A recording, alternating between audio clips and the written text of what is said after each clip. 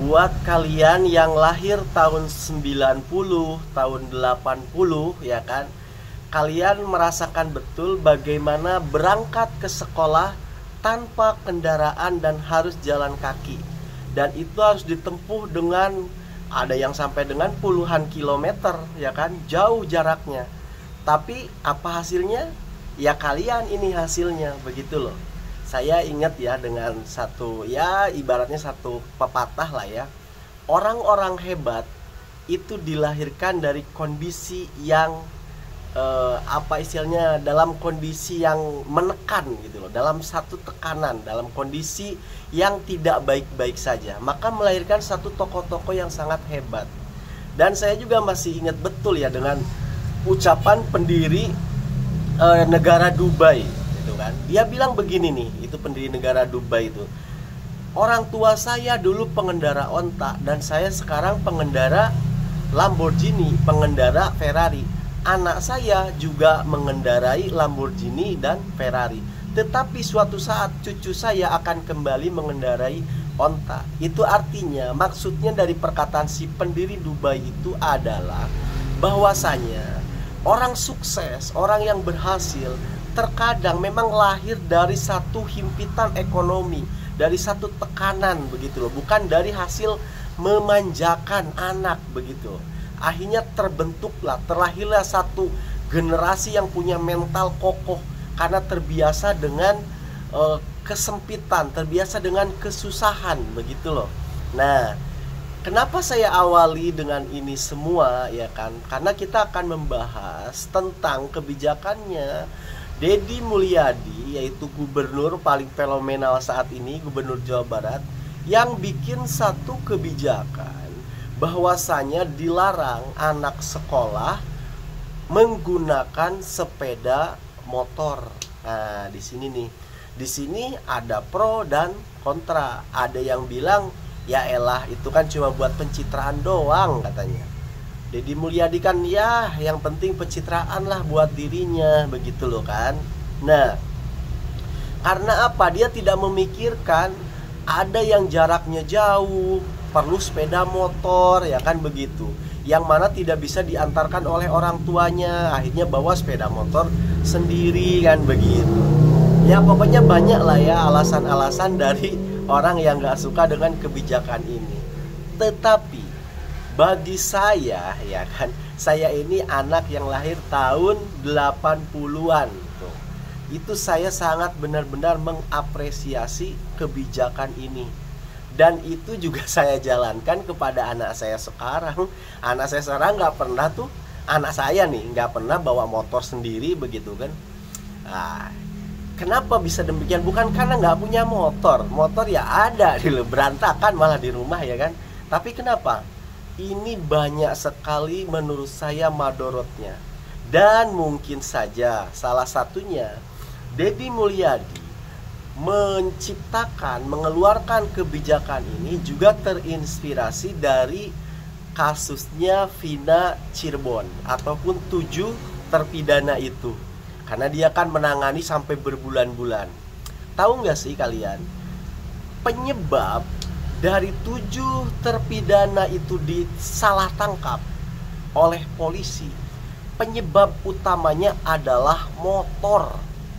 Kalian pahami betul ini kasus ini. Kalau kalian mengikuti kasus Vina Cirebon ini ataupun salah tangkap terhadap 7 terpidana ini, sumber utamanya itu ada di motor.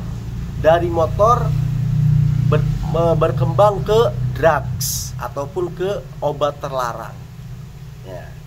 Yang menyebabkan si Eki, si Vina itu meninggoy. Si Eki ini anaknya polisi ya kan, si Vina ini pacarnya si Eki. Yang menyebabkan dia meninggoy itu 2. Yang pertama sepeda motor, dan yang kedua obat terlarang. Tuh 2 penyebabnya. Si Eki sebelum sebelum menghadiri sebuah acara di malam minggu itu, dia menggunakan motor. Apa yang terjadi ketika dia mengendarai motornya itu? Ugal-ugalan, jamping-jampingan dan lain sebagainya ya kan. Kenapa dia bisa angkat sepeda motor BJM itu? Karena terpengaruhi obat terlarang. Oke, kemudian ketika JM itu jatuh, kepalanya terbentur. Tuh, kedua orang ini meninggoy. Nah, meninggoy, dibuatlah BAP. Dibuat BAP dan clear, selesai. Ini meninggal karena kecelakaan lalu lintas, begitu ya. Tetapi dikarenakan setelah diperiksa kok ternyata terdapat di dalam tubuhnya itu ada obat-obatan terlarang, ya kan, kemudian dia ternyata juga masuk ke geng motor, begitu loh, geng ekstasi itu. Nah, si bapaknya ini yang polisi kagak terima, begitu loh. Nah, ini juga terpengaruh juga dengan siapa itu, kesurupannya si Linda. Maka dia nggak terima bahwasanya ternyata dia meyakini bukan karena kecelakaan motor, tapi diserang, dibunuh oleh sekelompok geng motor. Jadi kemudian dikarenakan ini dia si polisinya ini, si bapaknya si Eki menganggap ini adalah karena kerjaannya geng motor, ditangkepinlah ini 7 terpidana, yang mana ternyata 7 yang ditangkap ini sama sekali bukan geng motor. Motor aja mereka ada yang punya, ada yang enggak, begitu kan. Nah, coba kalau kita ambil titik baliknya nih, ya kan, benang merahnya. Apa berarti penyebab salah tangkap? Geng motor. Apa yang menyebabkan bapaknya si Eki kalap nangkap 7 terpidana yang sebenarnya bukan pelakunya? Karena motor.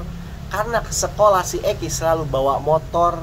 Coba si Eki itu ke sekolah nggak pernah bawa motor, nggak pernah diizinkan bawa motor, atau ada regulasi pemerintah yang melarang siswa membawa sepeda motor, kira-kira ada nggak geng motor?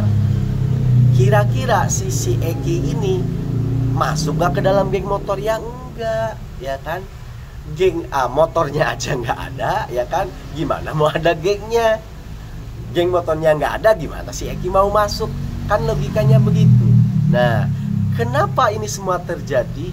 Ya karenanya sudah berpuluh-puluh tahun terjadinya pembiaran. Anak ke sekolah bawa motor. Saya ingat betul dulu, ada salah satu teman saya yang bawa motor. Satu-satunya, ini orang udah ngerasa paling jago aja dia, ya kan? Motornya dimodif dan lain sebagainya. Ampun dah. Ternyata inilah biang kejahatan pertama kali munculnya di sana. Akhirnya ketika teman-temannya bawa motor, ada satu orang yang nggak bawa motor, dia merasa ketinggalan zaman, merasa direndahkan. Pulang, kedua orang tuanya nendang-nendang pintu, maksa-maksa beli motor. Banyak efek negatif dari motor ini. Sampai ada yang orang tuanya mohon maaf, dibunuh, dianiaya, ada yang sampai jual kebunnya, ada yang sampai mencuri dan lain sebagainya gara-gara apa? Motor.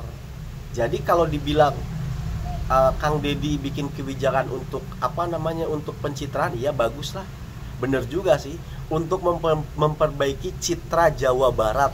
Udah nggak apa-apa dibilang pencitraan, hajar terus, kita dukung kebijakan Kang Deddy yang satu ini.